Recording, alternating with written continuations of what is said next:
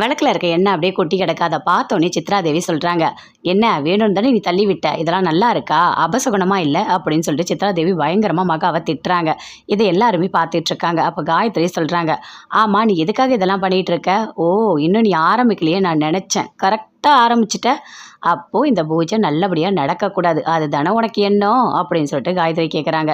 இல்லை இல்லை அத்தை, நான் சின்னத்தை நான் வேணும்லாம் பண்ணலை, நான் எதுவும் பண்ணலை அப்படின்னு சொல்லிட்டு மகா சொல்கிறாங்க.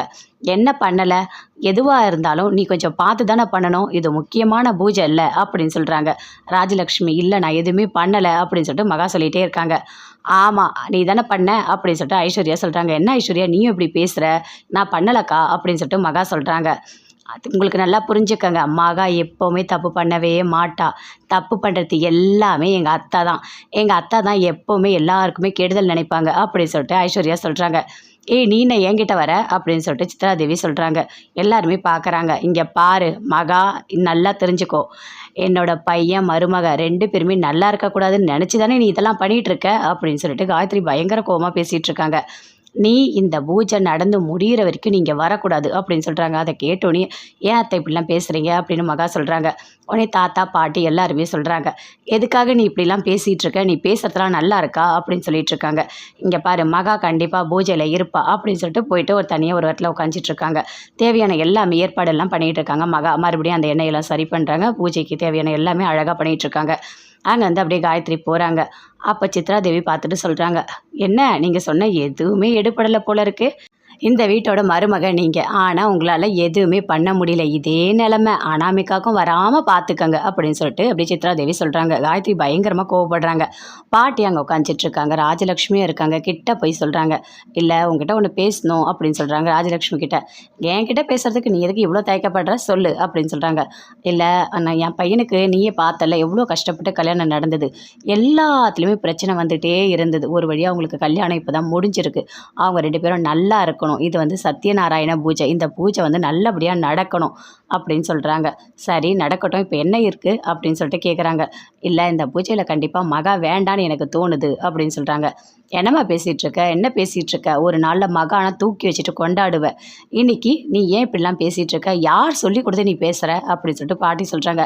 யாரும் சொல்லிக் கொடுக்க தேவையில்லை, நான் உண்மையை தான் சொல்கிறேன் அப்படின்னு சொல்கிறாங்க. இங்கே பாருமா அப்படிலாம் பேசாத சரியா, எல்லாரும் சேர்ந்து தான் பூஜை பண்ணணும், அந்த மாதிரிலாம் எதுவும் பேசாத அப்படின்னு சொல்கிறாங்க பாட்டி. நான் சொல்கிறேன்ல கண்டிப்பாக இந்த பூஜையில் மகா இருப்பா அப்படின்னு சொல்கிறாங்க. அதை கேட்டோன்னே எல்லாருமே அப்படியே பார்க்குறாங்க. காயத்ரிக்கு மட்டும் இன்னும் கோபம் அதிகமாக வருது.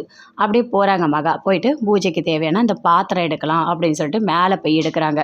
எடுத்துகிட்டு அந்த அங்கே எடுக்கும்போது அப்படியே கீழே விழுறாங்க. விழும்போது அப்படி சூர்யா பிடிக்கிறாரு.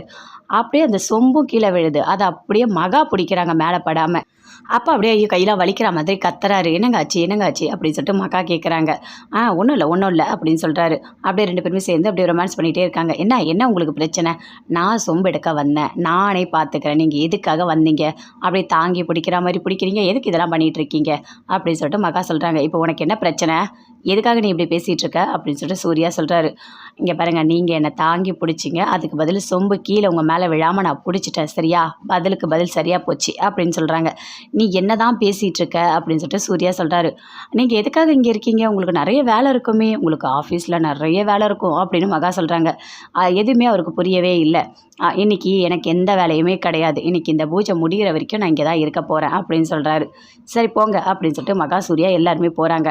அப்போ ஃபோன் வருது, அட்டன் பண்ணி பேசுகிறாங்க. என்ன ஆச்சு, யார் அப்படின்னு சொல்லிட்டு கேட்குறாங்க மகா. உன்னோட தங்கச்சி தானம்மா பிரபா, ஆமாம், இல்லை இங்கே ஒரு கார்காரன் அடிச்சுட்டு போயிட்டான் அப்படின்னு சொல்கிறாங்க. அதை கேட்டோடனே மகா பயங்கரமாக டென்ஷன் ஆகுறாங்க. என்ன சொல்கிறீங்க அப்படின்னு சொல்லிட்டு அப்படி கத்திகிட்டே ஓடுறாங்க. என்னாச்சுப்பா அப்படின்னு சொல்லிட்டு கேட்குறாங்க. இல்லை மகாவோட தங்கச்சி இருக்காங்களே பிரபா, அவங்களுக்கு வந்து அடிபட்டுடுச்சு, அதனால தான் மகா போகிறா அப்படின்னு சொல்லிட்டு சூர்யா சொல்கிறாரு. நானும் போகிறேன் அப்படின்னு சொல்லிட்டு அங்கேருந்து போகிறாரு. ஐயோ என்ன இப்படிலாம் நடந்திருக்கு, பூஜை வேறு நடக்க போது, இப்போ போயிட்டு அவள் போயிட்டாளே அப்படின்னு சொல்லிட்டு இருக்காங்க.